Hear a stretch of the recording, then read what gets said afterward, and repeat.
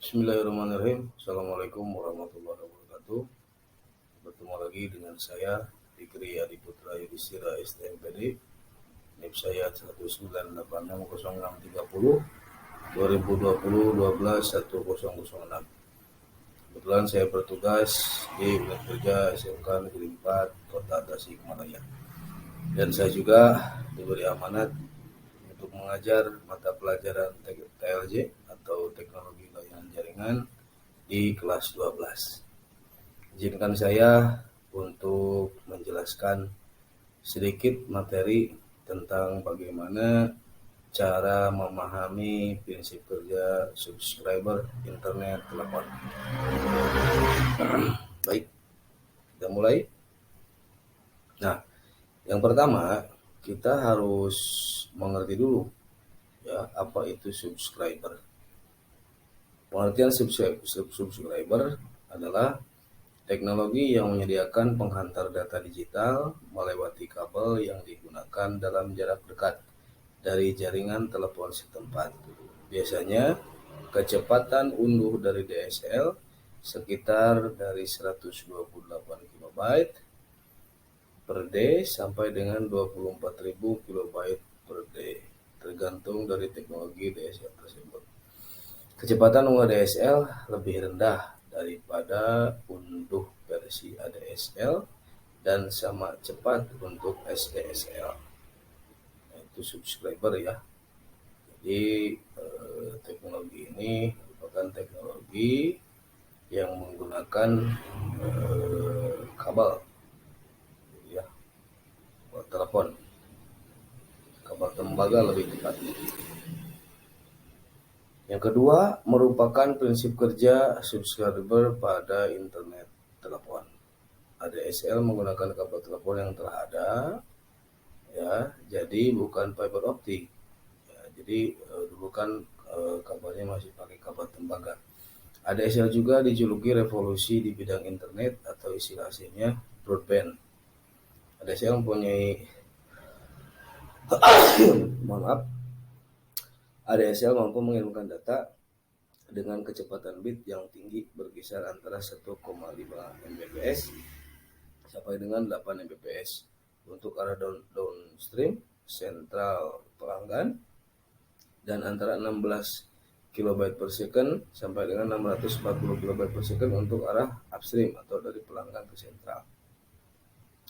Kemampuan transmisi ADSL inilah yang mampu mengirimkan layanan interaktif multimedia melalui jaringan akses tembaga.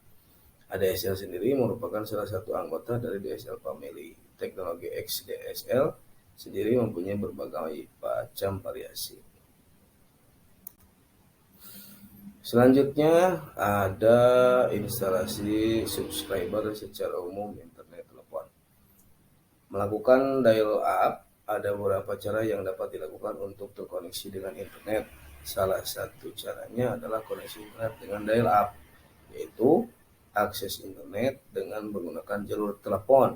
Ya, jadi kita bisa berkoneksi internet menggunakan jalur telepon. Karena sebelum internet masuk ke rumah seperti speedy sekarang gitu kan ya, dulu musimnya musim telepon gitu ya.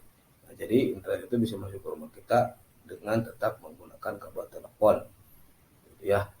Untuk melakukan koneksi ini perangkat yang dibutuhkan yang pertama satu unit komputer, satu modem, satu sambungan telepon ya. Nah, jadi hal yang harus dilakukan adalah berlangganan ke salah satu SP terdekat gitu ya. Nah, dari mana istilahnya bandwidthnya. Terus memasang modem ke komputer, menginstalasi software internet yang disediakan oleh ISP. Menghubungkan komputer atau dial up ke ISP. Kelemahan dari dial up adalah sebagai berikut. Saat melakukan koneksi internet, telepon tidak dapat digunakan untuk sambungan keluar atau menerima telepon. Akses ini menggunakan modem analog sehingga kecepatan akses lebih rendah dibandingkan metode lainnya. Ya, jadi belum digital, yaitu berkisar antara 64 KB per second sampai 128 KB per second. Metode ini tidak dapat dijadikan hotspot karena kecepatan internet yang rendah. Ya. Nah, selanjutnya internet service provider yang menggunakan metode ini adalah Telkom Instan dan DNet. Langkah-langkah membuka komputer ke internet menggunakan USB Telkom Instan yaitu coba klik Start di program Tools Accessories, ada Communication, pilih Network Connection, klik Create a New Connection, klik Next, kotak dialog New Connection Wizard, pilih Connect to the Internet, lalu klik Next, kotak dialog Network Connection Type, pilih Set up my connection manually, lalu klik Next, kotak dialog Getting Ready, pilih Connect using a dial-up modem, klik Next, kotak dialog Internet Connection, pilih modem unlock yang Anda gunakan untuk setting dial-up, klik Next. Jika teman-teman punya laptop atau modem internet pada komputer desktop, tidak perlu instalasi modem.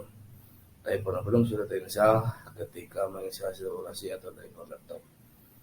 Ketik Telkom Instan pada kotak ESPN. Oke, jadi ini perlu dipraktikkan lah, gitu ya. Kalau ini perlu didemonstrasikan. Selanjutnya ada konfigurasi subscriber pada internet telepon. Banyak teknologi DSL menggunakan sebuah lapisan asynchronous transfer mode agar dapat beradaptasi dengan sebuah teknologi yang berbeda. Implementasi DSL dapat menciptakan jembatan jaringan atau penghalangan. Dalam konfigurasi jembatan jaringan, kelompok komputer pengguna terhubung ke subnet tunggal. Implementasi awal menggunakan DHCP untuk menyediakan detail jaringan seperti alamat IP kepada peralatan pengguna. Dengan autentikasi melalui alamat MAC atau memberikan nama host, kemudian implementasi seringkali menggunakan PPP melalui Ethernet atau Asynchronous Transfer Mode atau PPPoE atau PPPoA. DSL juga memiliki rasio pembagian jaringan data yang layak dipertimbangkan pada saat memilih teknologi jalur lebar. Jadi begitulah prinsip ya atau istilah cara kerja subscriber gitu ya. Jadi intinya bagaimana penggunaan kabel telepon gitu ya digunakan untuk koneksi ke internet. Simpelnya seperti itulah gitu ya. Oke, lain kesempatan kita nanti akan jelaskan demonstrasinya untuk setting subscriber ini gitu ya. Mungkin ini materinya dulu ya, ini teorinya dulu ya, mudah-mudahan ada sedikit gambaran. Terima kasih atas perhatiannya. Mohon maaf bila masih banyak kekurangan. Ya, sampai jumpa di lain kesempatan. Mudah-mudahan bisa bermanfaat untuk kita semuanya. Bila taufiq wal hidayah. Assalamualaikum warahmatullahi wabarakatuh.